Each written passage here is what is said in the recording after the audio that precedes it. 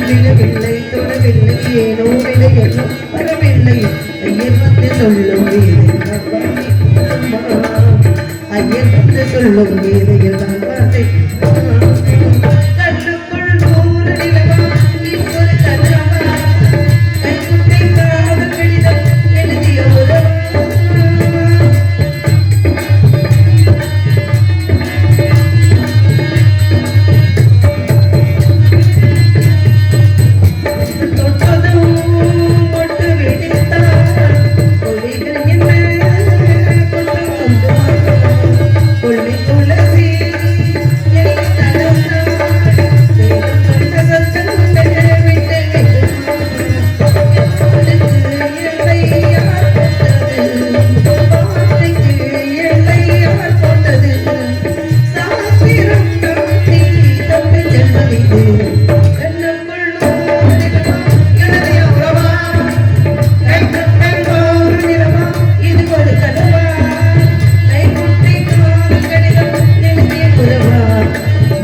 விடவில்லை தொடவில்லை ஏனோ விடையெல்லாம் வரவில்லை ஐயர் சொல்லும் வார்த்தை வருமா ஐயர் சொல்லும் வார்த்தை வருமா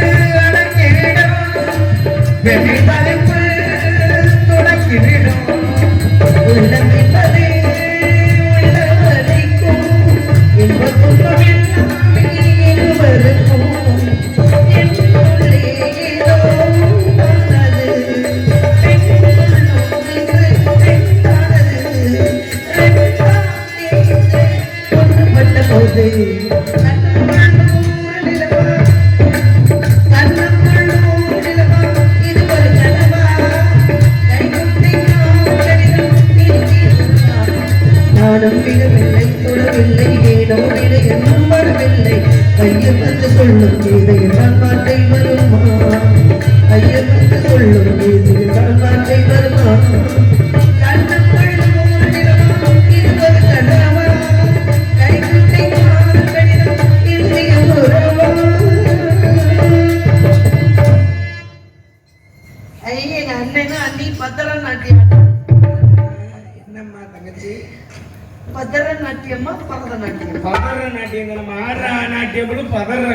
இருக்கட்டும்னா அண்ணா நான் காவல் பார்த்துக்கிட்டு இருந்தேன் எங்க இருந்தே பரங்கல முதல் காவலை நீங்க ரெண்டாவது காவலியா தோழி என்னத்துக்கு கூப்பிட்டீங்க என்னத்துக்கு கூப்பிட்டேன்னு தெரியுமா நம்ம திரைப்படத்துக்கு நாரத மகா முனிவர் வந்திருக்காருமா நாரத மகரிஷியா ஆமாமா பிரம்ம மகரிஷியா பிரம்மாவின் முதல்வரா கலைவாணி பெந்தரா ஆமாமா எங்க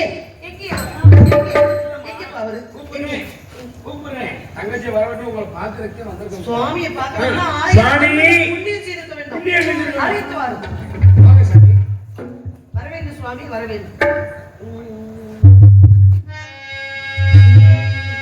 தென்பாண்டி தமிழே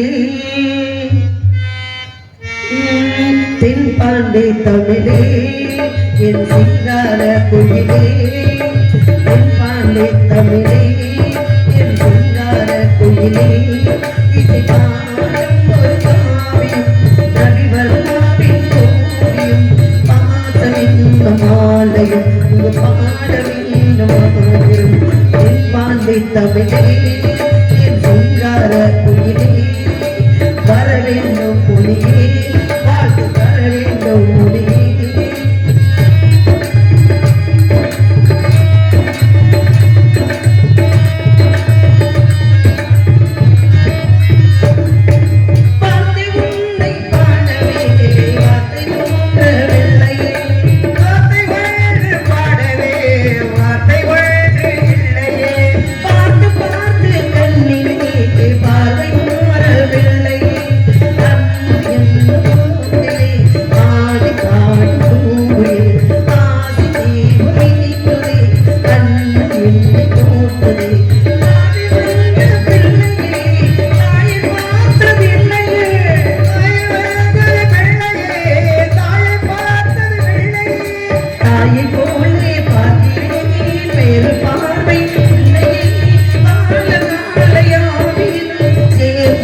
வாழ வாழ்த்தினேன் நாங்கள் சேர்ந்து வாழ வாழ்த்தினேன் வர வேண்டும் மொழியே வாழ்த்து தர வேண்டும் மொழியே வர வேண்டும் மொழியே ஆசி தர வேண்டும் மொழியே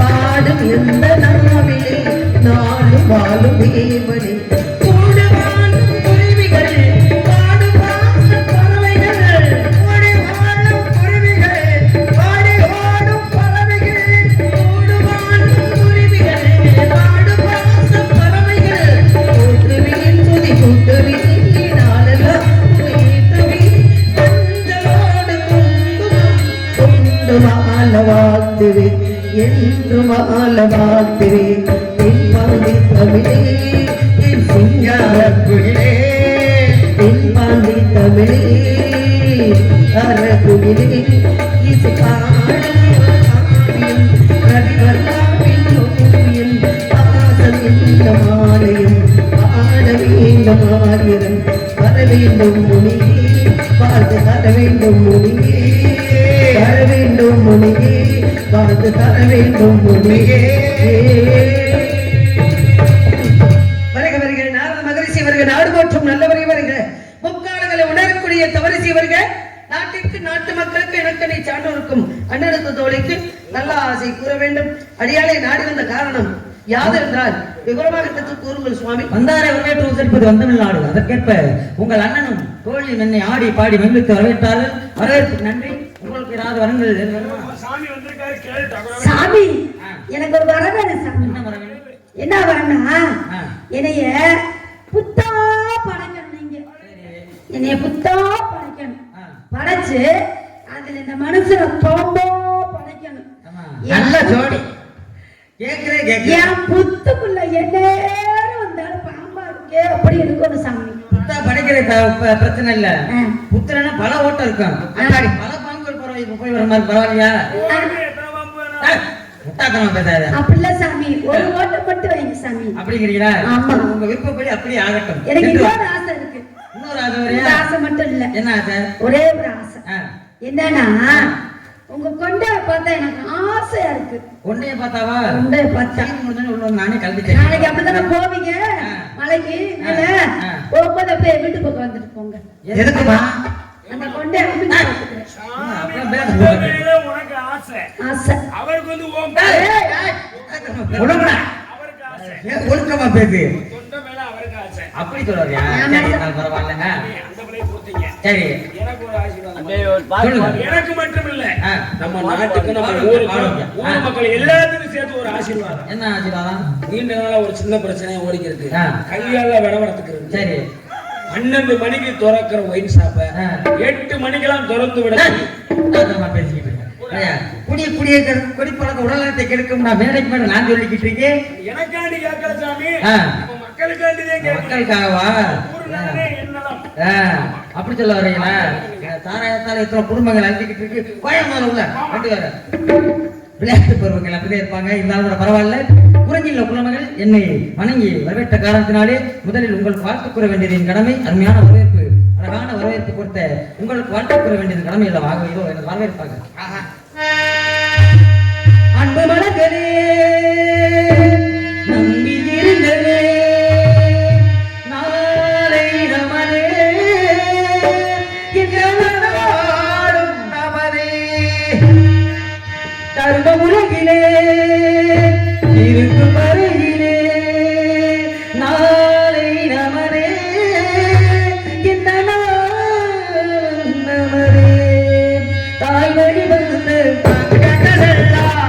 தங்கங்கள் எல்லாம் ஓவழி நின்று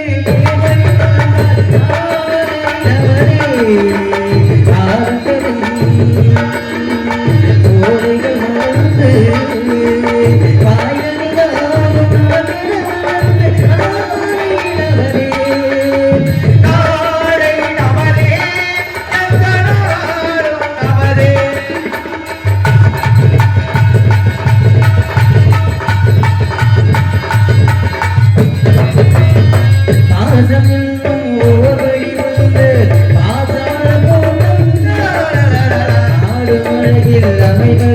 வருகிறாரே வாழ்க்கை பூந்தோட்டம் பாசம் இருக்கும் போதை வந்த பாசமான தோட்டம் ஆடுமலையில் அமைகிறாரே வாழ்க்கை பூந்தோட்டம் மூன்று தமிழும் ஓரிடமிருந்து பாட வேண்டும் காவியமிருந்து மூன்று தமிழும் ஓரிடமின்றி வாழ வேண்டும் காவியத்திற்கு.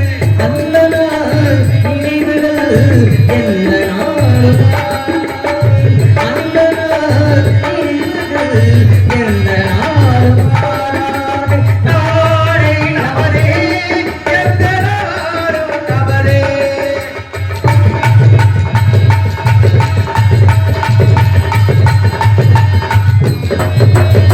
வீடு என்னும் கோவிலில் வைத்த வெள்ளி தீபங்களே, நல்ல குடும்பம் ஒளிமயமாகி வெளிச்சம் தாருங்களே.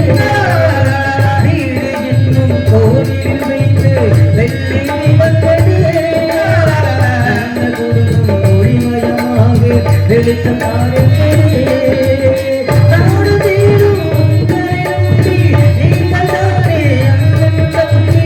நாடு வீடு உங்களை நம்பி, நீங்கள் ஓடி அண்ணன் தம்பி. எதையுமே தாங்கிடும் இதயம் நிமிர்ந்துவாரே. எதையுமே தாங்கிடும் இதயம் நிமிர்ந்துவாரே. நாளை நமதே, எந்த நாளும் நமதே. கடவுள் நினைத்தான் மனநாள் ஒரு கண் வாழ்க்கை உண்டானதே. திருமகளே நீ வாழ்கவே. அவரே நினைத்தான் உறவை ஒரு கண் இரவு உண்டானதே. திருமகளே நீ வாழ்கவே. ஆயிரம் ஞானமே வாழ்கவே திருமணம். ஆயிரம் ஞானமே வாழ்கவே திருமணம். கடவுள் நினைத்தான் மனநாள் ஒரு கண் வாழ்க்கை உண்டானதே. திருமகளே நீ வாழ்கவே. திருமகளே நீ வாழ்கவே. திருமகளே நீ வாழ்கவே. வரவேற்பு கொடுத்த குறிஞ்சிகள் குலமகள் உங்களுக்கு வாக்கு கூறிவிட்டாலும் கூட கேட்டுக் கொடுத்தவன் கர்ணன், கேட்காமல் கொடுத்தவன் பாரி, கொய்து கொடுத்தவன் குமணவல்லன், தொடையை அறுத்து கொடுத்தான் என்று சிபி சக்கரவர்த்தி, செத்தம் கொடுத்தான் சீனக்காதி. வரலாற்றில் எத்தனை பேர் எதை கொடுத்திருந்தாலும் கூட இந்த இடத்தில் நான் உங்களிடம் கேட்க போகலாம் ஒரு சில விவரங்கள். ஆக கேட்கக்கூடிய விவரங்களுக்கு தகுந்த தெரியுமா? கேளுங்கள் தரப்படும். ஹலோ. கேளுங்கள் தரப்படும், தட்டுங்கள் திறக்கப்படும், தேடுங்கள் கொடுக்கப்படும் அப்படின்னாங்க.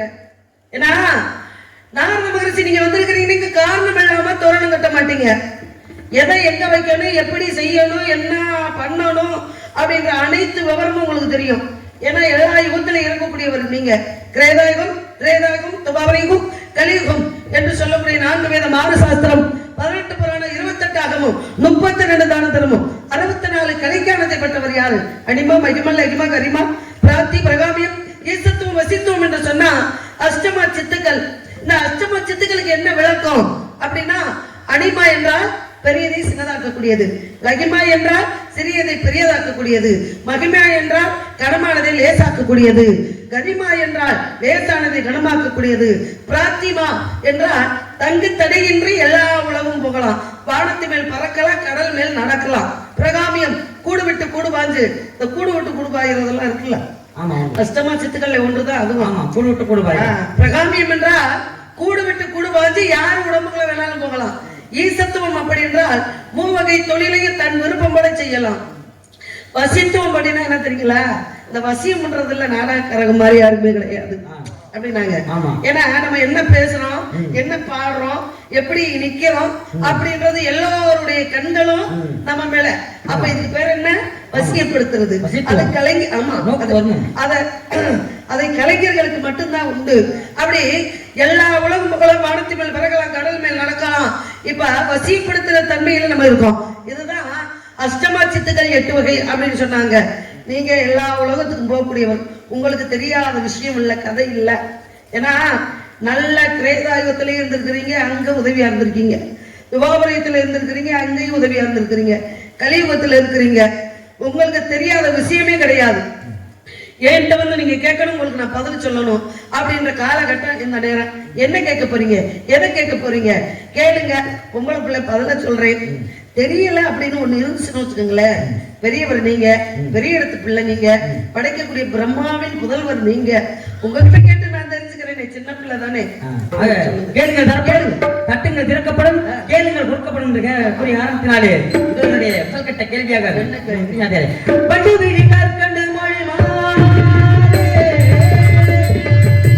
பட்டு விழி கற்கண்டு மொழி மாறே, பட்டு வீதி கற்கண்டு மொழி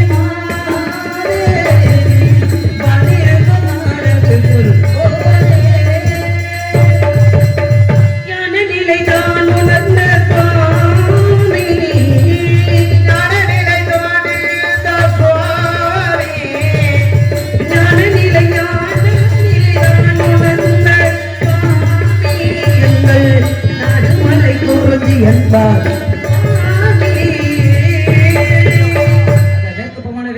நேர்படக்கு ஆர்க்கும் ஒவ்வொரு அணிகளுக்கு கிழக்கு பார்க்கும் சக்தி நாங்கள் கேள்விப்பட்டின் காலம் நத்தொண்டு நாடாக நாட்டம் சொல்லக்கூடிய வகையிலே தொண்டை நாடு அருமையான நாடு. தொண்டை நாட்டை இப்படியும் சொன்னாங்க. மேற்கே மேற்பாடி, வடக்கே வெள்ளிங்கிரி, தெற்கே சுபலகிரி, கிழக்கே லபலகிரி, அதன் நடுவே வள்ளிமலை, அடிவாரத்தில் செற்றூரை சேர்ந்த சிறுகுடிகள் ஒரு நாடு தொண்டை நாடு. 20 சுற்றளவு கொண்டது உங்க தொண்டை நாடு. அருமையான விளக்கம். என்னால் இன்னொரு கேள்வி கேட்க வேண்டியிருக்கு. என்ன கேள்வி? மொழி மாறே,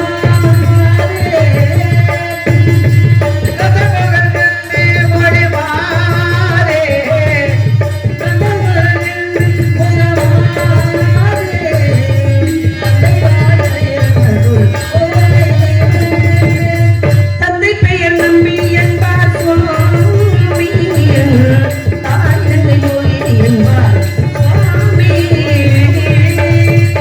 தந்தை பெயர் நம்பி, தாயின் பெயர் நங்கை மொழி, வெள்ளி, 7 பேருங்க. நாடு தொண்டை நாடு, குறிச்சி நிலம், சிற்றூர், நகரம் மேற்பாடி. அருமையான விளக்கம். இருங்க, ஊரை கேட்டீங்க, இடத்தை கேட்டீங்க, தலைநகரத்தை கேக்குறீங்க பாருங்க. இது ரொம்ப பேர் கேக்குறது இல்ல, அதனால நானே திகைச்சு பதில் சொல்லி இருக்கிறேன். சரிங்க, மேற்பாடி மேற்பாடி என்ற அருமையான விளக்கம். அமைத்திருப்பது பரம், இருப்பது பறவை, பேசுவது தமிழ். தமிழச்சி நீங்க ஏன்னா தங்கத்தை உரைச்சி பார்க்கணும், தமிழ் பேசி பார்க்கணும். சபைக்கு அதாவது தவத்திற்கு ஒருவர், தமிழுக்கு இருவர் சொல்லியிருக்காங்க. பேசக்கூடிய வார்த்தை தனியா நம்ம பேசினா பைத்தியம் சொல்லிடுவாங்க. அப்ப சபைன்னு வரும்போது இருவர் பேசினாத்தே அந்த உரையாடல் வந்து சிறப்பாக இருக்கு. தமிழச்சி நீங்க உங்கள்கிட்ட நான் சில பேர் தெரிஞ்சுக்கணும்ல. ஆபத்திற்கு உறவாத பிள்ளை இல்லை, அன்பசிக்கு உறவாத அன்னம், ஆகத்தை தீர்க்காத சரித்திர மரியாதை, வெண்டி கோபத்தை அடக்காத, மொழி ஏழாத சீட, பாவத்தை தீர்க்காத, தீர்த்தம் பயனில்லை, எழுந்தானே இருந்து 7 பயன் இல்ல. தவத்திற்கு ஒருவர், தமிழுக்கு இருவர், குணத்திற்கு மூவர், சவத்திற்கு 4, சகலத்திற்கு 5, சுவைகள் 6, சுரங்கள் 7, திக்குகள் 8, கிரகங்கள் 9, பத்தி வந்தால் 10 மறந்து மானம் குலம் கல்வி வெண்மை அறிவுடைமை தானம் தவம் தாளாண்மை முயற்சி காமல் சொல்லக்கூடிய பத்தி வந்துட்டா மனிதனுக்கு 10 மறந்து வருது. ஏன்னா ஒரு மனிதன் சொல்லுவாங்க, நான் ரொம்ப ஆச்சாரமான ஆளு, நான் வந்து அடுத்தவங்க வீட்டுல 10 தண்ணி கூட சாப்பிட மாட்டேன்னு சொல்லுவாங்க. அப்பேற்பட்ட ஆளு ஏதோ ஒரு சூழ்நிலையில அவர் வந்து ரோட்ல எங்கேயும் அடிபட்டு கிடந்தாரு, ரொம்ப தண்ணி தாகம். அந்த சூழ்நிலையில யாரோ ஒருத்தர் தண்ணி கொண்டாந்து கொடுக்குறாங்க, தண்ணி குடிக்கலாம் அந்த நேரத்தில் உயிர் போற கட்டம். அந்த நேரத்தில் அவர் யோசிச்சு பார்ப்பாரா, இவங்க யாரு, இவங்க என்ன மதம், இவங்க என்ன மொழி, இவங்க என்ன என்னுடைய ஏதாவது பார்ப்பாரா? அந்த இடத்துல தன்னோட அந்த தண்ணியை காப்பாற்றிக்கிறது மாடு குளம், அது குளம் என்ன குளம் நீங்க எப்படின்னு கேக்குறாங்கல்ல, அதெல்லாம் முடிஞ்சு அந்த தண்ணீர் தான் அவனுக்கு தேவை. அவர் என்ன இனமா இருந்தானா குளமா இருந்தானா அது தேவைப்படாது இல்லையா? நல்லா இருக்கும் போது என்ன பசி வந்தா 10 மறந்துடும். ஆமா, அப்படி வந்து பசியோட உங்க அந்த இடத்துக்கு பறவைகள் பட்டியல் வருது. சரி, நீங்க இந்த பறவைகள் வந்து என்ன பண்றீங்க? என்ன பண்றீங்க? ஆலோலம் தோண்டு விரட்டுறதா நீங்க சொல்றீங்க. அப்ப ஆலோலம் தோண்டு இந்த பசியோட வரக்கூடிய பறவைகள் விரட்டுறீங்களே, இது பாவம் இல்ல. ஏன்னா நீங்க வந்து 10 பாதம் சொல்லக்கூடிய முப்பட்டை அணிஞ்சிருக்கீங்க. இந்த சைவ மதத்துடைய தன்மை என்ன? ஜீவகாருண்யம். வரக்கூடிய எதிரியா இருந்தாலும் சரி வந்துட்டாங்கன்னா வரக்கூடிய விருந்தாளிகள் வரவேற்று உபசரிப்பது தான் தமிழருடைய மாண்பு. நீங்க அதற்கேற்ப உங்களோட 4 பறவைகள் பற்றியல் கொஞ்சம் திணைச்சோலையில உங்க திணையை சாப்பிட்டு போனாத்தே என்ன பறவைகளை விரட்டுறீங்களே, பாவம் இல்லையா? அப்படின்ற இடத்துக்கு நீங்க வர்றீங்க. ஆமா, இப்ப விவசாயம் வந்து மரத்துக்கு ஒரு அறிவு, பூச்சிக்கு 2 அறிவு, நீரில் வாழ் இனங்களுக்கு 3 அறிவு, பறவைகளுக்கு 4 அறிவு, மிருகத்துக்கு 5 அறிவு. என்ன கையை காட்டுறீங்க? உங்கள்ட்ட தான் பேசிட்டு நீங்க நல்லா மிருகத்துக்கு என்ன கையை காட்டுறீங்க? பேசிக்கிட்டு இருக்கீங்க, நீங்க அப்பெல்லாம் தப்பு எடுக்காதீங்க. மிருகத்துக்கு 5 அறிவு, மனிதர்களுக்கு 6 அறிவு, இறைவனுக்கு அவங்களுக்கு வந்து 8 அறிவு, 7 அறிவு, 8 அறிவு, 8வது அறிவு அது ஒண்ணு இருக்கு. ஆனா பகுத்து பார்க்கக்கூடிய தன்மை யாருக்கு? மனிதருக்கு. 6வது அறிவு. இப்ப மாடு, ஆடு, பயிரவர் என்று சொல்லக்கூடிய நாய் இதெல்லாம் மிருகத்துல சேர்ந்தது. இவங்கெல்லாம் வந்து என்ன பண்ணுவாங்க, இது அம்மானு தெரியாது, இது அத்தைன்னு தெரியாது, இது தங்கச்சி குழந்தை எல்லாம் தெரியாது. ஆனா மனிதர்கள் இது அம்மா, இது மாமியா, இது அக்கா, இது நம்மளுடைய மச்சினிச்சி அப்படின்று முறையோடு வாழக்கூடிய தன்மை யாருக்கு உண்டு அப்படின்னா மனிதர்களுக்கு மட்டும்தான் இருக்கு. அதுவே ஒரு சில கிரகம் எல்லாம் பண்ண மாட்டேங்குது. நிறைய ஊர்ல கேள்விப்படுறோம், பார்க்கிறோம். புரியுதுங்களையா? இருக்கட்டும், சொன்னோன்னே இப்ப வந்து அருமையான ஒரு விளக்கம் சொன்னீங்க. ஐந்தறிவு ஜீவன்களுக்கு அந்த வந்து உறவு முறை எல்லாம் தெரியாதுன்னு. ஆனா அதே இந்த யானை கூட்டம் இருக்கு பாத்தீங்களா, யானை கூட்டத்துல ஒரு பெண் யானை பிறந்துச்சுன்னா பெண் யானை அந்த கூட்டத்துல வச்சிருக்கேன். அதே ஆண் யானை ஒரு கூட்டத்துல பிறந்திருச்சுன்னா ஒரு குறிப்பிட்ட வயது வந்த பருவ வயது அடைந்தவனே அந்த யானை அந்த கூட்டத்தை விட்டு விரட்டி விட்டுருமா. காரணம் என்னன்னா அதே கூட்டத்துல அந்த யானைக்கு வந்து அக்கா யானையோ சகாதிரி யானையோ தாய் தந்தை உறவுள்ள யானைகளோ இருக்கலாம். அது வந்து இந்த யானை வந்து என்ன தவறாக அதோட புணர்ந்துடக்கூடாதுன்ற காரணத்துல என்ன செய்யுமா, அந்த ஆண் யானையை ஒரு பருவமதி அடைந்தோடனே விரட்டி விட்டுருமா. அதே மாதிரி வேற ஒரு கூட்டத்துல போய் சேர்ந்துக்கிறோமா. அந்த யானைகள் கூட எவ்வளவு வந்து அந்த ஒரு கலாச்சாரத்தை கடைபிடிக்குது அப்படின்னு. அதனாலதான் மனிதர்கள் என்ன பண்றாங்க, தெய்வத்தோடு சேர்ந்து அந்த யானையையும் கும்பிடுறாங்க. புரியுதுங்களா? அந்த குரங்கு இருக்கு பாத்தீங்களா, குரங்கு, அந்த குரங்குக்கு எந்த கணக்குமே கிடையாது. அது உண்மைதானே? குரங்குக்கு எந்த கணக்குமே கிடையாது. இப்ப எதுக்காக நீங்க பறவை விரட்டுறீங்க, அது பாவம் இல்லையா அப்படின்னு நீங்க கேக்குறீங்க. இப்ப மிருகம், பறவை, பச்சினங்கள்லாம் விவசாயம் பண்ணாது. ஏன் விவசாயம் பண்ணதுங்களா? கிடையாது. மனிதர்கள் மட்டும்தான் விவசாயம் பண்ணக்கூடிய தன்மை மனிதர்களுக்கு மட்டும்தான் இருக்கு. அந்த காலத்துல நெருப்பு எப்படி பத்த வைக்கிறதுன்றது தெரியும். தீப்பெட்டியை கண்டுபிடிச்சாங்களா? தீக்குச்சி கண்டுபிடிச்சாங்களா? அப்ப கல்லோட கல் தோன்றி மண் தோன்றி முன் தோன்ற மூத்துக்குடியில நம்ம தமிழ் குடி அப்படின்னு சொன்னாங்க. புரியுங்களா? அப்ப கல்லுங்கள்ல உரசு என்ன ஆகுது, தீப்பொறி ஏற்பட்டிருக்கு. அப்ப அதுல இருந்து என்ன பண்ணாங்க, ஆதி காலத்துல ஆதி மனிதர்கள் வேட்டையாடிய மிருகத்தையும் சரி காய்கறிகளையும் சரி சுட்டு சாப்பிட்டாங்க. இப்படிதான் தோன்றப்பட்டது மனிதர்கள். அப்ப அதே சமயத்துல எதுக்காக சொல்றேன் அப்படின்னா, இந்த பறவை எல்லாம் வந்திருக்கு இல்லையா, இந்த பறவையை நாங்க எதுக்காக வரட்டுறோம், மனிதர் மட்டும்தான் விவசாயம் பண்ண முடியும். இப்ப விவசாயம் பண்ணுனா அங்கே கதிர் எல்லாம் விளைஞ்சு அப்படியே தளதெல்லாம் நிக்கும். இந்த விளைஞ்ச கதிரையும் குமரி பெண்ணையும் ஒண்ணுன்னு சொன்னாங்க. ஏன்னா விளைஞ்ச கதிரையும் குமரி பெண்ணை ஒண்ணுன்னு சொல்லுவாங்க, ஒண்ணுன்னு சொன்னாங்க. அது எப்படி சொன்னாங்க? குமரி பொண்ணு என்னன்னா தலை குனிந்து நடப்பாங்க. பருவமடைந்த ஒரு குமரி வந்து தெருவில் நடக்கும்போது ஆண்மனை நேரம் நிமிந்து பார்த்து நடக்க மாட்டாங்க. பெண் ஒரு ஆண்மன் வராங்க, தலை குனிஞ்சு நாணத்தோட நடந்து போவாங்க. அந்த அத்தை மடம் நானும் பைப்புஞ்சல பெண்களுக்கு 4 இந்த விஷயங்கள் உண்டு. அப்ப வந்து பெண் எப்படி தலை குனிந்து நடக்கிறாளோ அது போல விளைந்த தலை கதிர் நெல்லு கர்ப்பம் இல்லாம தலை தத்து முடிஞ்சிருக்குமா. பதறு அது ஆடும், ஆடிக்கிட்டு இருக்கோம். பதறு ஆடும், கதிர் குனிஞ்சுதான் நிற்கும். தலை குனிந்து அது கர்ப்பம் பெட்டி பைய வெறும் பையெல்லாம் எனக்கு நானே ஆடிக்கிட்டு சட்டையை கழட்டிட்டு திருப்பாங்க. சரி, நல்ல பெரியவர்கள் அறிவுடையவர்கள் என்ன பண்ணுவாங்க, ஆடட்டு ஆடட்டும், இவன் எங்க இருந்தாலும் மட்டும்தான் சிக்குவேன் அப்படின்னு அவங்க நினைப்பாங்க. அது மாதிரி குமரியையும் அந்த கதிரையும் ஒண்ணுன்னு சொன்னாங்க. பெண்ணோட நாணத்தோட புரிஞ்சு போறாங்க. அப்ப விவசாயம் பண்ணக்கூடிய மனிதர்கள் வந்து அங்கே விளையக்கூடிய கதிர்கள் அனைத்துமே ஒரு அரிசி கூட சிந்தாம, ஒரு நெல்மணிகள் கூட சிந்தாம, ஒரு அந்த பயிரெல்லாம் எதுவுமே விளைஞ்சு கதிரா நிற்கும் பொழுது எந்த ஒரு இதுவும் சிந்தாம வீட்டுக்கு கொண்டு வர முடியுமா? முடியாது. இப்ப அது கதிரை கட்டுறோம், அறுக்கிறோம், அது நெல்மணிகளை அறுக்கிறோம், களத்துக்கு கொண்டு வரோம். களத்துக்கு கொண்டு வந்து அங்கே அடிக்கும் போது என்ன ஆகும், அங்கே நெல்மணிகள் சிந்தும். அதே சமயத்துல கொண்டு போய் மூடை அரைக்கிறாங்க பாத்தீங்களா, அந்த இடத்துல நெல்மணிகள் சிந்தும். அதே சமயத்துல அத கடையில கொண்டு வந்து அப்படி கடுகார அளந்து போடுறாங்க பாத்தீங்களா, அங்கனையும் சிந்தும். அதை கொண்டு வந்து வீட்டுல சமைக்கிற இடத்துல கலனிவோம் பாத்தீங்களா, அந்த இடத்துல 1-2 போகதான் செய்யும். ஆனா போகாம வடிக்கணும் கலரணும் அப்படின்னு சொல்றாங்க பெரியவங்க.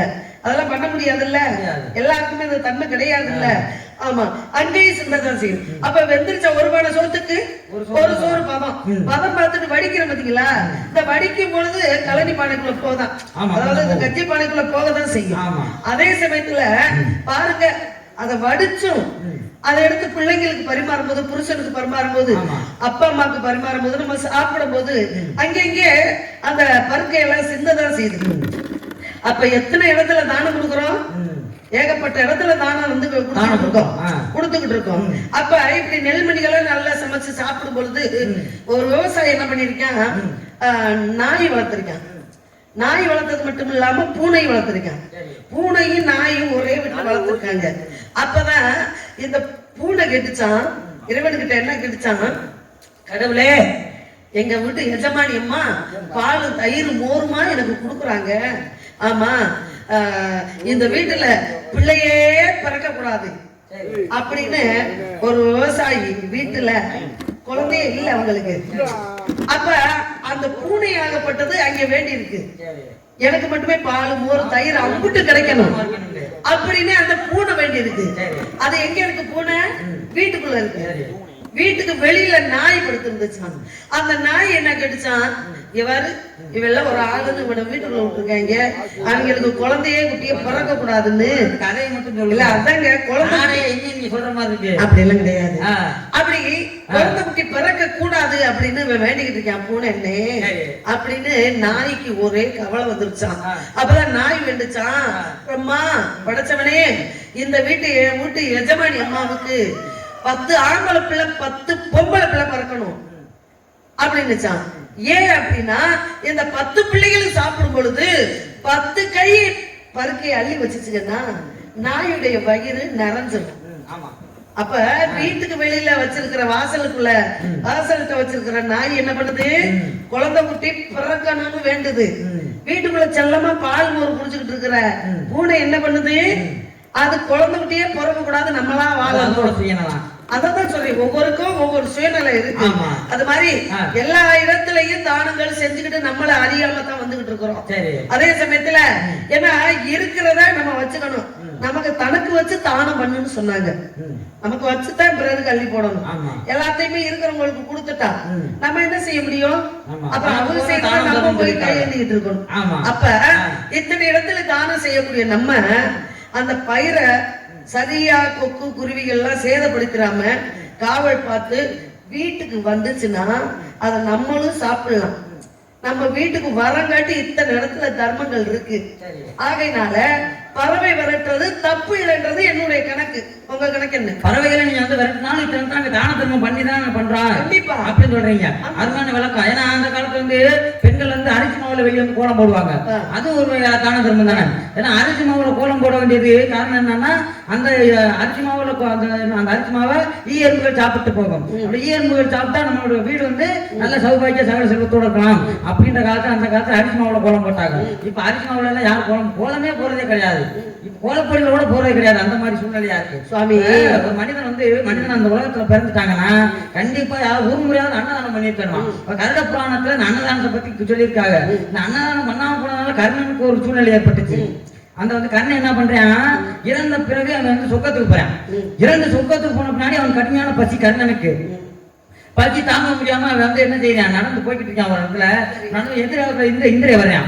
இந்திரிய வரும்போது கேட்கிறான், சொர்க்கத்துல வந்து நான் இறந்த பின்பு எனக்கு பசி கடுமையான பசியா இருக்கு, இறந்த பின்பு எப்படி ஒரு மனிதனுக்கு பசிக்கும் அப்படின்னு கேட்கும் பொழுது, நீ புலவத்துல இருக்கும்போது எல்லா விதமான தான தர்மங்களும் பண்ண, ஆனா நீ அன்னதானம் மட்டும் நீ பண்ணல, அந்த அன்னதானம் மட்டும் நீ பண்ணாத காரணத்தினால உனக்கு பசிக்குது அப்படின்னு சொல்றாரு இந்திரன். இப்ப இதுக்கு என்னதான் வழி அப்படின்னு கேட்கும்பொழுது, உன்னுடைய ஆட்காட்டி விரல் எடுத்து நாவல் வைப்பா, உனக்கு பசி போயிருந்து சொல்றாரு. அதே போல கருணை நாட்டுல ஆட்காட்டி விரல வைக்கிறேன், பசி போயிருது. திரும்ப அந்த விரல் எடுத்து மறுபடியும் பசிக்க ஆரம்பிக்குது. அப்ப யோசிக்கிறான், என்னங்க விரல வாயில வச்சா பசி போகுது, மறுபடியும் திரும்ப பசி வருது, இந்த விரலுக்கு மட்டும் அப்படி என்ன மகிமைன்னு கேட்கும் பொழுது, அப்ப நீ அன்னதானம் பண்ணல, ஆனா ஒரு அந்தனர் வந்து வயதான அந்தனர் வந்து ஐயா எனக்கு பசிக்குது சாப்பாடு இருந்தா கொடுங்கன்னு கேட்கும் பொழுது, என்கிட்ட சாப்பாடு இல்லைங்க, அதோ அந்த வழியா போய் அன்னச்சத்திரக்கும் அண்ணன் ஆட்காட்டி விரல காட்டினேன், அந்த ஆட்காட்டி விரலுக்கு மட்டும் அந்த உன்னுடைய பசியை போக்கக்கூடிய தன்மை இருக்கு, நீ புலோகத்துல போய் மீண்டும் நீ வந்து அன்னதானம் பண்ணிட்டு வாப்பா அப்படின்னு சொல்றாரு. அப்ப புலோகத்துல நீலகிரி மாவட்டத்துல அன்னமலை சொல்லக்கூடிய முருகன் கோயில்ல கருணை தங்கி இருந்து 7 நாள் அன்னதானம் பண்ணிட்டு திரும்பவும் போனாராம். இப்பயும் அன்னமலை முருகன் கோயில் நீலகிரி மாவட்டத்துல இருக்கு. அப்படியே உயிர்களோட பத்தி இருந்து அன்னதானம் பண்ணிட்டு போறவங்களுக்கு கருட புராணத்தின்படி வைதரணி நதி இருக்கு. இந்த வைதரணி நதி என்னன்னா சாதாரண நதி கிடையாது. இது நெருப்பு குழம்பாலும் ரத்தத்தாலும் சீலாலும் கொடிய மிருகங்கள் வாழக்கூடிய நதி. இந்த நதியை வந்து ஒரு ஆன்மா பட்டத்துக்கு இருந்து கடந்துதான் யமலோகத்துக்கு போகுமா. அப்படி யமலோகத்துக்கு போகும்போது இந்த வைதரணி நதியை கடக்கணும்னா அங்கே ஒரு படகு தேவை. அந்த படகு தேவைன்னா உலகத்துல ஒரு முறையாவது யாரோட பசியாவது தீர்த்திருக்கணும். சரி, அப்படி ஒரு முறையாவது அன்னதானம் பண்ணிருக்கணும். அன்னதானம் பண்ணணும்னா வந்து தெரிஞ்சவங்க அறிஞ்சவங்க நம்ம சொந்தக்காரங்க நண்பர்கள் பண்றதா அன்னதானம் கிடையாது.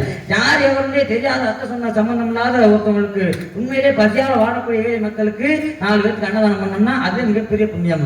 அதே பசுக்களை தானம் பண்ணலாம், கோதானம் பண்ணலாம். இப்படி வந்து இந்த மாதிரி தான தர்மங்கள் பண்ணவங்களுக்கு வைதரணி நதியை கடக்கிறதுக்கு அங்கே படகு கிடைக்கும் சொல்லி அங்க வந்து கருட புராணத்தை சொல்லப்பட்டிருக்கு. அதன்படி நீங்க வந்து இங்க வந்து வரக்கூடிய பறவைகள் பத்தியெல்லாம் நீங்க பசிய மத்தி அனுப்புறீங்க. இன்னொரு விஷயம் சொன்னீங்க, இந்த சாப்பாட்டு விஷயத்தை பத்தி நீங்க சொன்னீங்க. இந்த வள்ளுவர் பெண்டாட்டி இருக்காரு பாத்தீங்கன்னா, வாசி நீங்க கேள்விப்பட்டிருப்பீங்க.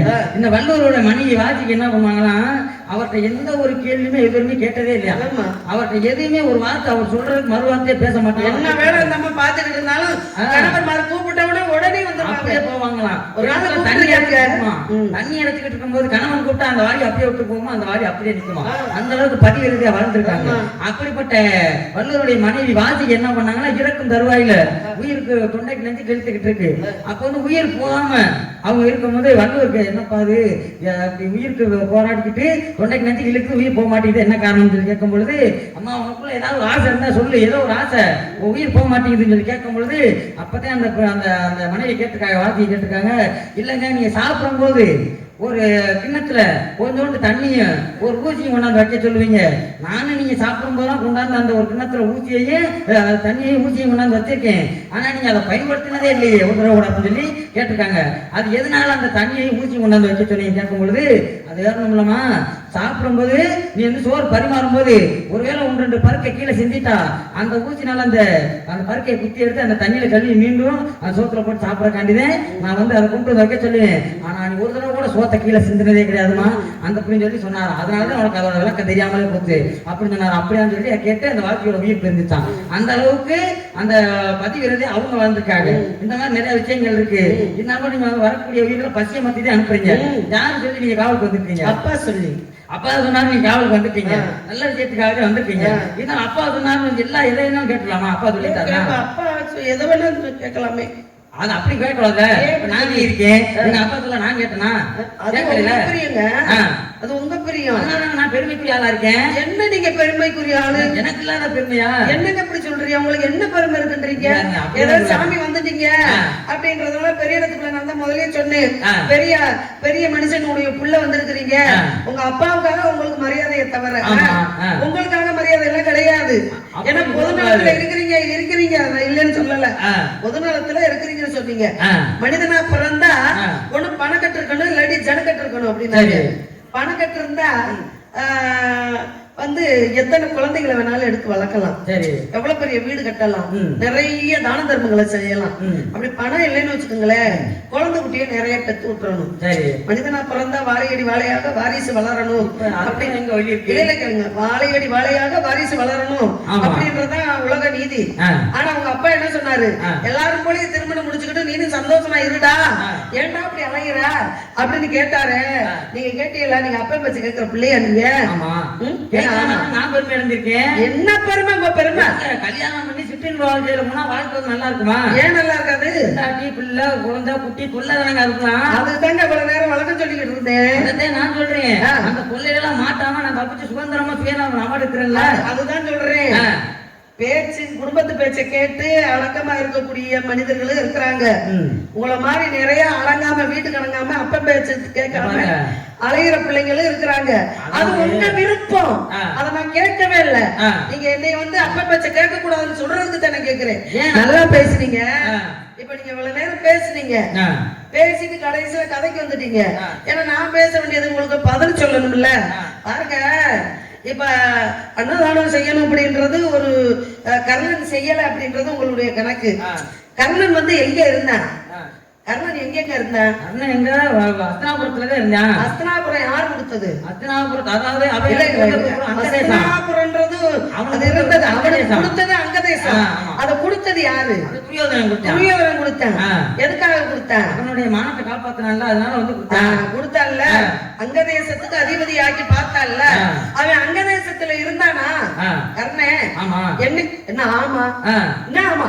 ஆமாங்க, அங்கதேசத்துல இருந்தாரு. எங்க அங்கதேசத்துக்கு பதவியை கொடுத்துட்டேன், போனேன், ஏத்துக்கிட்டேன், வந்துட்டேன். சரி, அடுத்து பாண்டவர்களுக்காக பாண்டவர்களை தோற்கடிக்கணும், துரியோதனன் ஜெயிக்கணும் அப்படின்றதுக்காக அவன் வந்து துரியோதனன் வீட்டுல தானே இருந்தான். அவன் எங்கிட்ட அன்னதானம் செய்ய முடியும்? புரியுதுங்களா? அன்னதானம் செய்யறது கையால செய்யணும், இல்ல நம்ம வீட்டார்கள் செய்யணும். அது புண்ணியம். கல்யாண காட்சி எல்லாம் ஏன் செய்யறாங்க தெரியுங்களா? அன்னதானம் பண்ணீங்க, முனிவர் வந்தாரு, வாசி முனிவர்கள் வந்தாங்க, அவங்களுக்கு சாப்பாடு போட்டா புண்ணியம். அப்படி எத்தனை வீட்டுக்கு முனிவர் இப்ப முனிவர் வேடத்துல வருவாங்க. யாருக்காவது சரி பாவமே பெரியவங்க சோறு போடுவோம் சாப்பிட்டு போகட்டும் அப்படின்னு நினைச்சா நல்லா பார்த்துட்டு போவேன். இந்த பொம்பளையா எத்தனை கிலோ போட்டிருக்குது செயின் அப்படின்ட்டு மறுநாள் வந்து கோலம் போடும்போது அதுக்கு போவாங்க. முனிவருக்கு சாப்பாடு போட சொல்றாரு.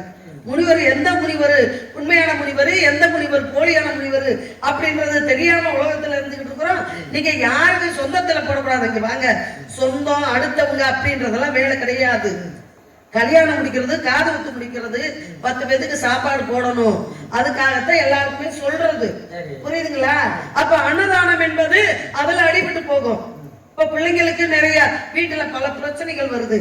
பல பிரச்சனைகள் வரும்பொழுது பிள்ளைங்க உடனே என்ன பண்ணுவாங்க தெரியுமா? பிள்ளைக்கு காது குத்துனா கொஞ்சம் மனசு நல்லா இருக்கும் அப்படின்னு சொல்லி எதுக்காக காது குத்துறாங்க எல்லாருக்கும் சொல்லி அங்கே அன்னதானம் பரிமாறப்படுகிறது.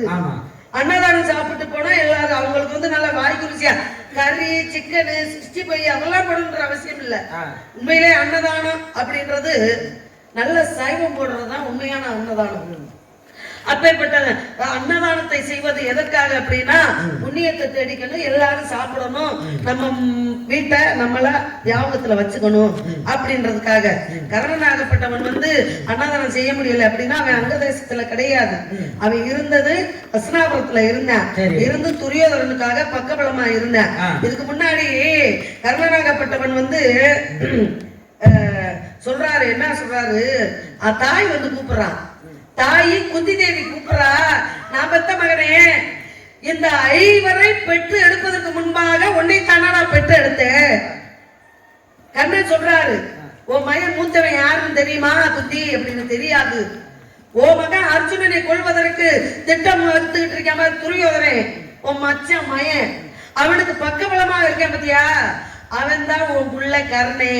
நீ போய் என்ன பண்ற, அழைச்சுக்கிட்டு வந்துரு, எப்படியாவது அவனை மனச பாசத்தை ஊட்டி கொண்டுகிட்டு வந்துரு வீட்டுக்கு, வந்துட்டா அவன் பொழைச்சுக்கிருவேன் அப்படின்னாரு. அப்பதான் சொல்றதை கேட்டு அப்படி வல்லேன்னு அவன் சொல்லிட்டான்னு வச்சுக்கோங்களேன், 2 வரத்தை வாங்கிட்டு வந்துரு அப்படின்னு சொல்லிட்டு போயிட்டாரு. நம்ம போகுது, நம்ம மகனே வந்துடுறா அப்படின்னு சொல்லுது. அப்ப என்ன சொல்றேன், உலகத்துல யாரு எனக்கு அண்ணன் தம்பி ஊற்றார் ஊரார் யாருன்னே தெரியாதப்ப எனக்கு தோல் கொடுத்து வளர்ந்தவன் நண்பன், நம்பிக்கை ஊட்டி வளர்த்தவை நம்பே, அப்பேற்பட்ட நண்பனை பிரிஞ்சு நான் வரமாட்டேன் தாயே அப்படின்னு அவர் மறுத்து சொல்றாரு. அப்ப சொல்லும் பொழுது நீ வரலையா, எனக்கு 2 வரம் கொடுறா மகனே அப்படின்னு கேட்கிறான். என்ன வர வேண்டும் தாயே அப்படின்னு கேட்கும் பொழுது, உன்னிடம் இருப்பதோ நாகாஸ்திரம், அந்த நாகாஸ்திரத்தை நீ துரியோதரனுக்காக அர்ஜுனன் மேலே ஏவுவதற்கு தயாராக நீ இருக்கிற மகனே, நாகாஸ்திரத்தை ஒரு தரத்துக்கு மேலே மறுதரம் பிரயோகம் செய்யாத அப்படின்ற ஒரு வரத்தை வாங்கிட்டு வா அப்படின்னு சொல்லு. அப்ப வரத்தை என்ன பண்ணா, அவன் வந்து அவன் கேட்கும் போது அவன் கொடுத்துட்டான். அப்ப தாயாகப்பட்டவன் ஒரு வரம் கேட்கிறான். தாய்கிட்ட அவன் கர்ணன் ஒரு வரம் கேட்கிறான். என்ன வரம் கேட்கிறேன், நான் வந்து தெரிஞ்சோ தெரியாமையோ துரியோதன பக்கம் சேர்ந்துட்டேன், ஆனா இப்ப கொல்ல நினைக்கிறது என் தம்பிய, நான் என் தம்பியினுடைய அண்ணே, நான் தான் மூத்தவன்னு என் தம்பி எனக்கு தெரிஞ்சா என் மேல போர் தொடுக்க மாட்டாங்க, என்னோட சண்டை போட மாட்டாங்க, அதனால என் நண்பனுக்கு துரோகம் செஞ்சது மாதிரி ஆகி போயிரும். அதனால என்னுடைய நோக்கம் அர்ஜுனனை அழிப்பது. ஆகையால் தாயே, நான் தான் உங்க புள்ள அப்படின்னு நீங்க பாண்டவர்களுக்கு சொல்லாதீங்க அப்படின்னு ஆத்தா கிட்ட இவன் சத்தியம் வாங்கிட்டான். அப்பதான் சொன்னா, ஏற்கனவே அம்மா நீங்க சொல்றீங்க, ஏற்கனவே ஒரு காலத்துல நான் பிறந்து வளர்ந்து என்ன இடத்துல சசர கவசமாக பிறந்தேன். நானு சசரனா கொடுங்கோல் ஆட்சி புரிஞ்சவன் யாரு, முன்பிறவில கொடுங்கோல் ஆட்சி புரிஞ்சவன் யாரு, ஆமா கொடுங்கோல் ஆட்சி புரிஞ்சவன் யாரு அப்படின்னா அவன் தான் கர்ணனாகப்பட்டவன். அப்ப 99 கவசத்தை புடுங்கிட்டாங்க. யாரு, நரன் அர்ஜுனனாகவும் நாராயணன் கிருஷ்ணனாகவும் அவதாரம் எடுத்து 99 கவசத்தை அறுத்து எடுத்துட்டாங்க. ஒரு கவசத்தோட நான் சூரியன் கிட்ட போய் ஐக்கியமானே, நீங்க கேட்டீங்க, அவர் வந்து வரத்தை என்னை பிள்ளை அவங்கள்ட்ட கொடுத்துட்டு போயிட்டாரு. ஆனா கண்ணன் இருக்கானே காக்கும் கடவுள், நான் இந்த ஒரு கவசத்தையும் அறுக்காம விட மாட்டான் தாயே, நான் வந்தாலும் 6லையும் எனக்கு சாவு. புரியுதுங்களா? இந்த பக்கம் இருந்தா 100லையும் எனக்கு சாவு தாயே.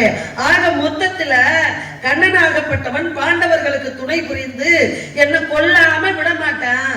நான் அங்கிட்டு வந்தாலும் செத்துதான் போயிருவேன், இங்க இருந்தாலும் செத்துதான் போயிருவேன். நண்பனுக்கு நான் துரோகம் செய்யாதவனா இந்த பூமியில நான் வாழ நினைக்கிறேன் அப்படின்னு சொல்லி, ஆமா, செஞ்சோட்டு கடன் தீர்ப்பதற்காக நான் இருக்கேன் அப்படின்னு பெற்ற தாய்கிட்டே வர மறுத்து யாரு அப்படின்னா கர்ணனாக. அருமையான விளக்கம் சொன்னீங்க.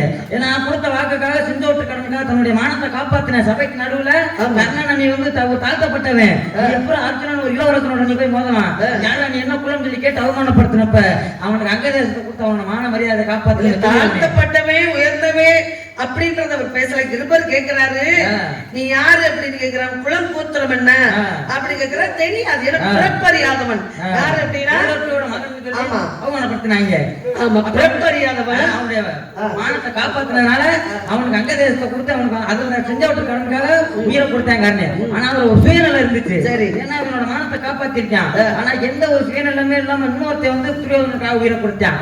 விகர்ணன் சொல்லக்கூடியது. இந்த விகர்ணன் யாருன்னா பாஞ்சாலி சபைக்கு நடுவில் வச்சு பிச்சாதனே துகிலூரிந்து அவமானப்படுத்தாங்க. அப்ப துகிலூரிந்து அவமானப்படுத்தும் போது எல்லா பேரும் பெரிய பெரிய மகாராஜர்கள் இருக்காங்க. பீஷ்மர் இருக்காரு, துரோணர் இருக்காரு, கிருபாச்சாரியர் இருக்காரு, திருதராஷ்டிரர் இருக்காரு, இத்தனை பேர் இருக்காங்க. இத்தனை பேர் இருந்த யாருமே வந்து ஒரு கேள்வி கேட்கல பிச்சாதன. ஆனா எதுக்கு கேள்வி கேட்ட ஒரே ஆளு விகர்ணன் சொல்லக்கூடிய சின்ன பையன் கேட்டான். அது கேட்டு அவன் வந்து எல்லா பேரும் நீ என்ன சத்தம் போற உட்கார அப்படின்னு சொல்லி அவனை உட்கார வச்சுட்டாங்க. ஆனாலும் பாருங்க அந்த விகர்ணன் மேல மட்டும் பீமன் என்ன பண்ற இறக்கம் காட்டுறேன். போர் நடக்குது, கௌரவர்கள் 100 பேர்த்தை கொண்டு அவங்க ரத்தத்தை குடிச்சு அவங்களை கொல்லுவேன்னு சொல்லி பீமை சபதம் போட்டிருக்கான். 100 பேர்த்தை கொல்லணும் சொல்லிட்டு அவன் வந்து சபதம் போட்டிருக்கான். எல்லாத்தையும் கொள்றான். வீரனை பார்க்கும்போது மட்டும் தம்பி உன்னை பார்த்தா எனக்கு கொல்லத்துக்கு தோணல, மட்டும் விட்டு போயிடா அப்படின்றான். அப்ப என்ன செய்யற வீரனே அப்படிலாம் வந்து போர்ல வந்து வந்த வாசத்துக்கு கிடையாது. நான் வந்து திரௌபதிக்காக நான் குரல் கொடுத்தேன். ஒரு ஆண்மகன் ஒரு பெண்ணுக்கு வந்து ஒரு ஆபத்துன்ற சூழ்நிலை, எப்பேற்பட்ட சூழ்நிலை இருந்தாலும் ஒரு ஆண்மகன் வந்து ஒரு பெண்ணுக்காக குரல் கொடுக்கணும். அந்த இடத்துல நான் வந்து குரல் கொடுத்தேன். ஆனா இந்த இடத்துல கூட பிறந்தவங்க விட்டு கொடுத்து போக முடியாது அப்படி சண்டை ஓட்டு உயிரை கொடுத்தான். அப்படி செஞ்சு எந்த சுயநலம் நான் உயிரை கொடுத்த விகர்ணன் ஒரு தெரியும். நீங்க அருமையான விளக்கம் சொன்னீங்க. இப்ப குந்தி தேவி வந்து என்ன செய்யறா, 6 மகனையும் காப்பாற்றணும்னு நினைச்சா. பெத்த தாய் அப்படிதானே நினைப்பா. தாய் பார்த்தா ஒரு விஷயம் எவனுக்கு 7 பிள்ளை கொடுத்தாலும் தானமா கொடுக்க மாட்டாங்கல்ல. எவனுக்கு 7 பிள்ளை கொடுத்தாலும் உயிரோட பெத்த தாய் ஒரு பிள்ளை தர மாட்டா. குந்தி தேவி என்ன பண்ணா, 6 மகனையும் காப்பாற்றணும்னு நினைச்சா. காந்தாரி என்ன நினைச்சா, 100 மகன்ல ஒரு மகனாச்சு ஒரே ஒரு மகனை காப்பாற்றணும்னு நினைச்சா. துரியோதனனை மட்டும் காப்பாற்றணும்னு நினைச்சா. மத்த 99 பேர் செத்தாங்களோட செத்துட்டு போறாங்க. ஏன்னா அந்த பக்கம் இருக்கிற கிருஷ்ண பரமாத்மா அவன் சாதாரணப்பட்ட ஆள் கிடையாது. எப்படி அவன் நினைச்சதை நினைச்சு நிறைவேற்றி முடியா. நம்ம பிள்ளை ஒரு பிள்ளைய அவைக்கு 6 தன்னுடைய ஒரு பிள்ளைய கூட சாக கொடுக்க கூடாது நினைச்சா குந்தி தேவி.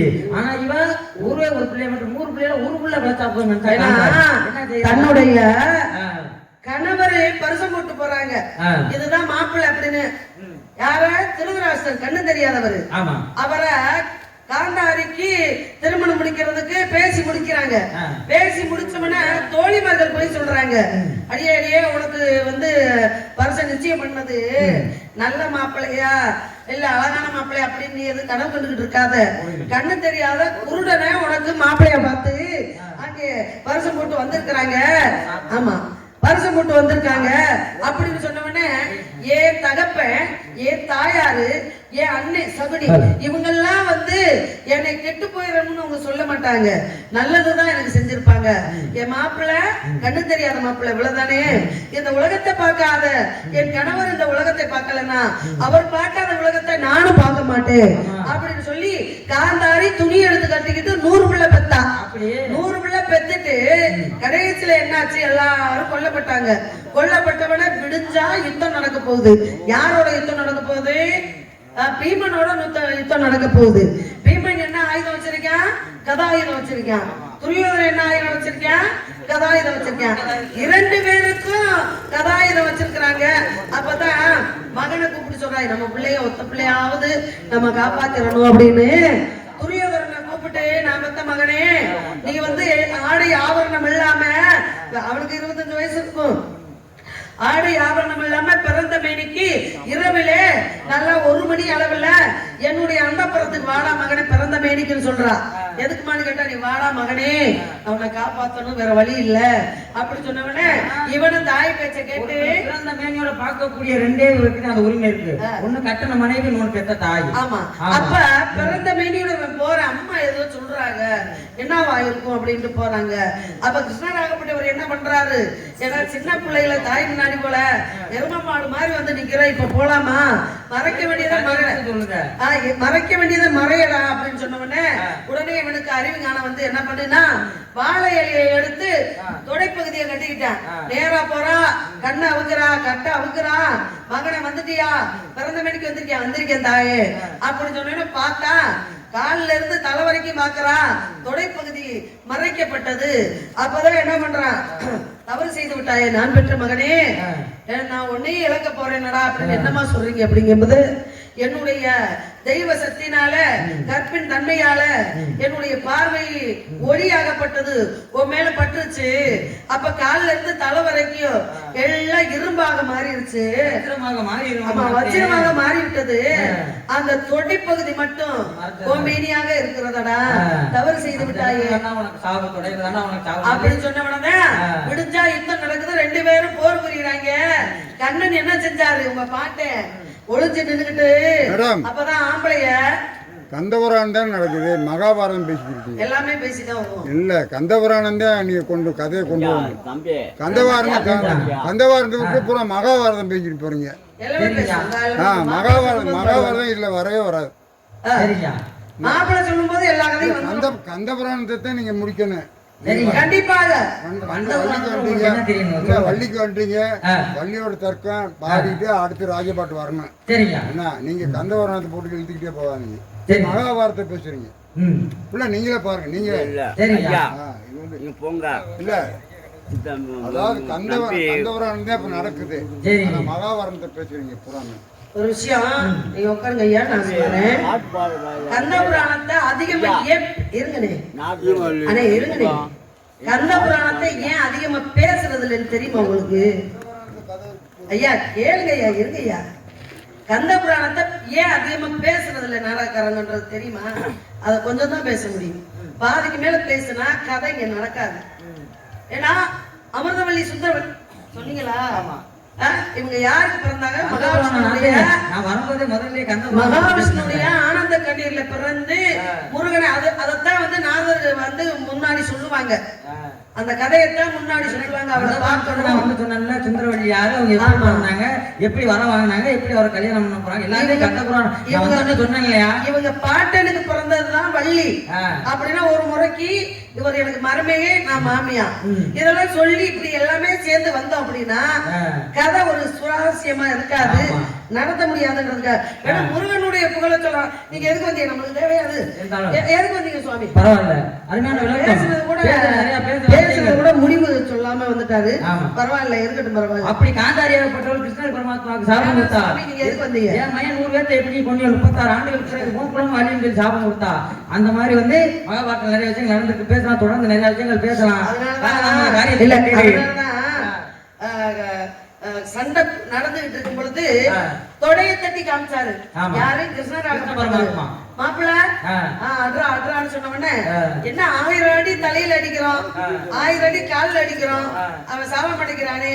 அப்ப மாமா என்ன பண்றாரு, துரியோதனனை தொடையில அடிக்க சொல்றாரா அப்படின்னு ஒரு அடி அடிச்சான் செத்தான். இது வந்து முடிவு. நான் எதுக்காக சொல்றேன்னா, நீங்க எதுக்கு வந்தீங்க?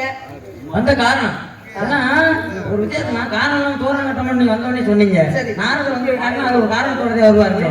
அதனால உங்களுடைய பருவத்துக்கும் அழகுக்கும் இளமைக்கு ஏற்ற ஒரு மாப்பிள்ளை நான் பார்த்து வந்திருக்கேன். மாப்பிள்ளை பேரை சொல்லுங்க பாப்போம். மாப்பிள்ளையோட பார்த்து பேரை சொல்றேன், சாதாரண மாப்பிள்ளை கிடையாது, அவங்க குடும்பம் தான். அதனால மாப்பிள்ளோட பேரை சொல்றேன். சொன்ன உடனே சரின்னு சொன்னீங்கன்னா உடனே சொல்லுங்க. அதனால மாப்பிள்ளோட பேர் சொல்றேன். நான் பார்த்த மாப்பிள்ள நான் யாரமா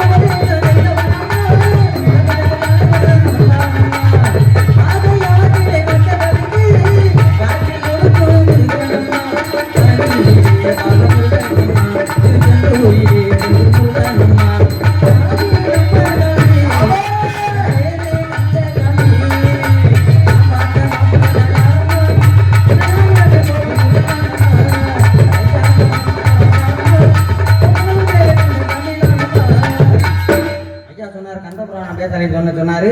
இருந்தாலும் முருகன் யாரு, எப்படி பிறந்தாரு, அவர் எதனால வந்து சூரன் வதம் பண்ணாரு, ஒரு சின்ன ஒரு விளக்கம் மட்டும் ஒரு ரத்ன சுத்தமா சொல்லிடுறேன். ஆமா, அவங்க பிறப்பு வந்து அவங்க சொல்லுவாங்க. சரி, முருகன் வந்து அவரே சொல்லுவாரு. அதனால வந்து எதையும் குற்றமுறை நினைச்சக்கூடாது. ஏன்னா வந்து பேச வேண்டிய விஷயங்கள் நிறைய எவ்வளவு இருக்கு. கந்தபுராணம் பேசணும்னா எல்லா விஷயமும் பேச சொல்லிட்டோம்னா முருகன் தான் இடத்த பேசுவாரு. அதனால அவருடைய விஷயங்களை வெளியே சொல்லக்கூடாதுனால வந்து நான் கதையை பெரியவர் நடத்தி போறோம். அதனால உங்களை பார்த்து வந்து மாப்பிள்ள முருகப்பெருமான மாப்பிள்ளைய பார்த்து வந்திருக்கேன். அதனால மாப்பிள்ளை பிடிச்சிட்டா பிடிக்கல. ஒரு பொம்பளை பிள்ளைகிட்ட வந்து மாப்பிள்ளை நீங்க பார்த்து வரீங்க. சரி. மாப்பிள்ளை ஒரு பெண்ணுக்கு பார்த்தா நேரா போய் பெற்றவங்களுக்கு சொல்லுவாங்களா, பொண்ணுகிட்ட சொல்லுவாங்களா? அம்மா, உங்களுக்கு பெத்த தரப்புன்னு தெரியல, வளர்த்த தரப்புன்னு தெரியல. அதனால சித்தப்பன்ற மாதிரி உங்களுக்கு கல்யாணம் பண்ணி சரியில்லைன்னு சொல்றீங்க. எப்படி சொல்றீங்க?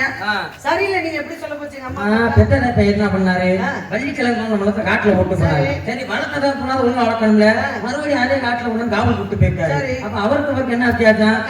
நான் சித்தப்பன்ற மாதிரி நான் கல்யாணம் பண்ணி வந்திருக்கேன் உங்களுக்கு. பாருங்க, வள்ளிக்கு என்ன வயசு? வள்ளிக்கு என்ன 13 வயசு. 13 வயசு.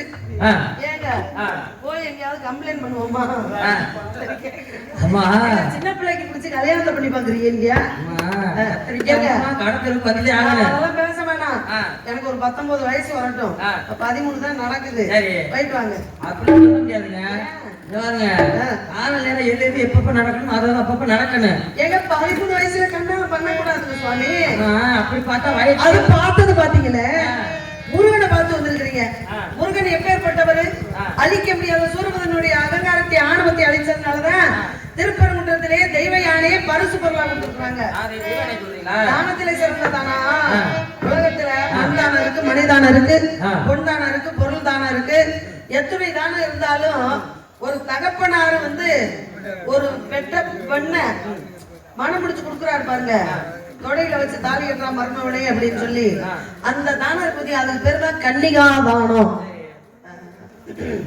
ஹலோ பேசாரு ஹலோ, அதுக்கு பேர் தான் கன்னிகா தானம்.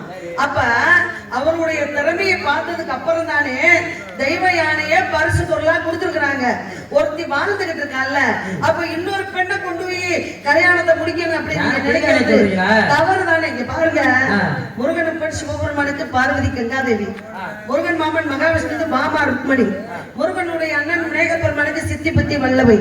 இங்க என்ன வளது 52 60 பிள்ளைங்க. இதுல ஒரு பொண்டாட்டியோட அமைதியா அழகா குடும்பம் நடத்திக்கிட்டு இருக்கிற ஒரே மனுஷன் யாரு அப்படின்னா முருகப்பெருமான் தான். அந்த முருகப்பெருமான நீங்கள் பிடிச்சி கெடுத்து விடாம ஒரு பொண்டாட்டியோட அழகா குடும்பம் நடத்திட்டு என்ன என்னதான் நீங்க பாக்குறீங்க? வாழ்க்கை கட்டு போனா பரவாயில்ல அதெல்லாம் சொல்லக்கூடாதுங்க. ஏன்னா ஒரு மனிதனுக்கு வந்து இன்பம் 2, பிறப்பு இறப்பு 2, இரவும் பகல் 2, ஆணு பெண்ணு 2, இப்படி எல்லாம் 2 இருக்காதே வாழ்க்கை சிறப்பா இருக்கு. அதனால நீங்கள் 2வது முருகப்பெருமானுக்கு முதல் பட வீடு எதுங்க? முருகப்பெருமானுக்கு முதல் பட வீடு எது? முதல் பட வீடு எது? திருப்பரங்குன்றம் தான். திருப்பரங்குன்றம் தான். ஆமா, திருப்பரங்குன்றம்ன்றது எல்லாருக்கும் தெரியும். ஆனா குழந்தைகளை கோவிச்சுக்கு போனார்ல, எங்க போனாரு? பழனிக்கு போனார்ல. அப்ப முதல் படைய எல்லோரும் நீங்க வந்து என்ன அங்க பாருங்கன்ட்டு போனார்ல, அப்ப அவதான படையா சொல்லணும். அப்படி பார்த்தா பரமேஸ்வரியில குழந்தை அதே குழந்தையா இருக்கும்போது அப்பை பாட்டிக்கு நாவல் பழத்தை உருக்கி விட்டு சுட்ட பழம் வேணுமா சுடாத பழம் வேணுமான்னு சொல்லி அப்பை பாட்டிக்கு அருள் கொடுத்தாரு. அப்படி பார்த்தா பரமேஸ்வரர் தானே முதல் படையில இருந்துக்கணும். நீங்க சொல்றது சரிதான். ஏன்னு கேளுங்கள, எங்க வேணாலும் வளரலாம் போய். இப்ப பாருங்க, பாட்டை மகாவிஷ்ணு கூட கிருஷ்ணரா இருக்கும் போது ஒரு இடத்துல பிறந்து இன்னொரு இடத்துல போய் வளர்ந்தாரு. அதனால அதுதான் அவருக்கு சொல்ல முடியுமா? அதுவும் சொந்தம் தான், இதுவும் சொந்தம் தான். இப்ப முருகப்பெருமான் நம்ம வந்து இப்ப ரேஷன் கார்டு வாங்குறோம். எப்ப கொடுப்பாங்க நமக்கு? கல்யாணம் ஆனதுக்கு பிறகு. கல்யாணம் ஆனா தான் கொடுப்பாங்க. ஆமா. அப்ப திருமணம் முடிச்சது எங்க? திருப்பரங்குன்றத்துல. சரி. அதனால அதான் முதல் பட விழா சொல்லுவாங்க. சரி. இதெல்லாம் இருக்கு காரணத்தினால இப்ப நீங்க வந்திருக்கிறீங்க. ஆமா. முருகனை பார்த்து முருகன் கல்யாணம் பண்ணணும் ஆமா. அப்படின்ற எண்ணத்துல நீங்க இருக்கிறீங்க. ஆமா. நான் என்ன சொல்றேன்னா தரத்துல போக மாட்டேன். சரி. தாரத்துல போக மாட்டேன், தரத்துல போகுவேன் அப்படின்னு நான் சொல்றேன். நான் 2ஆம் தரத்துல போக மாட்டேன். மாப்பிள்ளை பாத்தீங்களா?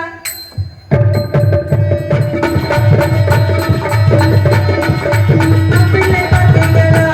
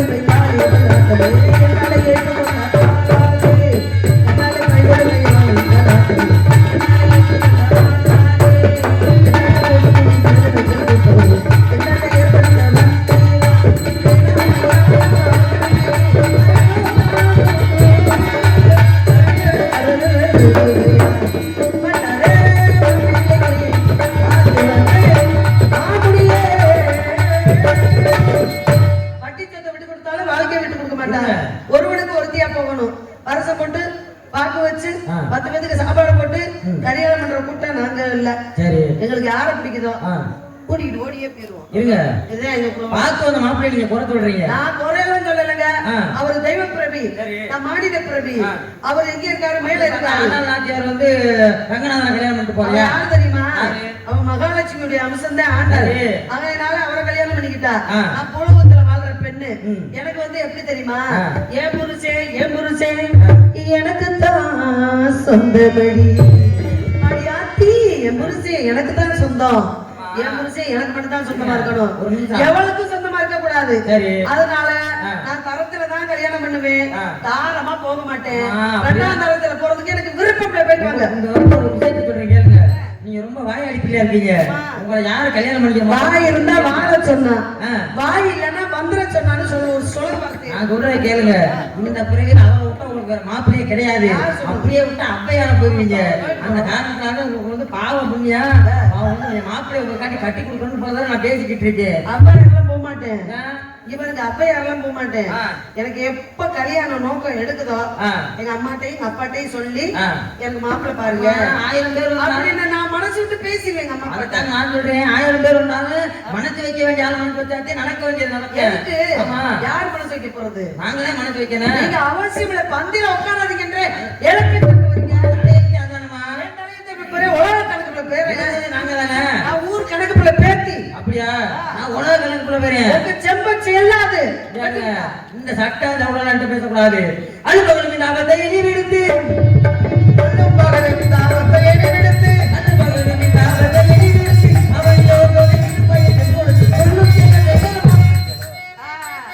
மாப்பிள்ளை பிடிக்கல அப்படிங்கிறத கேட்க மாட்டேங்கிறாரு. அதனால கூட்டி கொடுப்பது உங்கள் கோத்திரத்தில் முறையோ, கூட்டி கொடுப்பது கோத்திரத்தில் முறையோ, உமக்கு நாங்கள் இல்லை மறந்து கொடுப்பது உங்கள் கோத்திரத்தில் கூட்டி கொடுப்பது உங்கள் கோத்திரத்தில் கேட்க முடியாது சுவாமி. ஒரு நாள் மகிழ்ச்சியை பார்த்து திருலோக சந்தையை பார்த்து பிரம்மாவோட மையனை பார்த்து கூட்டி கூப்பிட்டுருந்தாங்கன்னா அர்த்தம். இத்தனை பேருக்கு நீங்க நியாயத்தை கேட்க வேணாமா? இல்லையா கூட்டி கூப்பிட்டு சொன்னீங்களே, கூட்டி தான் கொடுக்குறேன், கூட்டி தாங்க கொடுக்குறேன். யாருக்கு குறைச்சு கொடுக்க மாட்டேன், யாருக்கு குறைச்சு கொடுக்க மாட்டேங்க. அன்புல பண்புலாவுக்கு அன்பை கூட்டி கொடுத்து பண்புலாவுக்கு பண்பை கூட்டி கொடுத்து அருளாவுக்கு அருளை கூட்டி கொடுத்து பொருளை கூட்டி கொடுத்து அதனால இன்று சூரியன் அத்தமனமாவதற்குள் உனக்கும் முருகனுக்கும் திருமணம் கட்டாவிட்டால் நானும் அல்ல